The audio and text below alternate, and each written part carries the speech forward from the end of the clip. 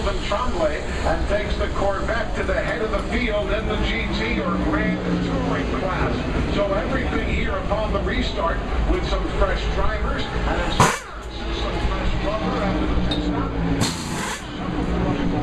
Not only has Sid grabbed the lead in GT, here comes Gavin trying to grab the next position away from Sylvain Tremblay. Ali Gavin works around the long way.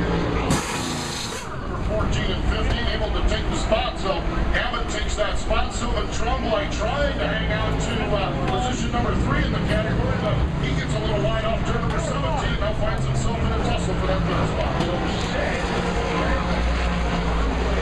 Bill Overland, and the Porsche team. Once he got around Memo Rojas in turns 5 and 6, has pulled away now with the overall lead by 1 at 9/10 seconds.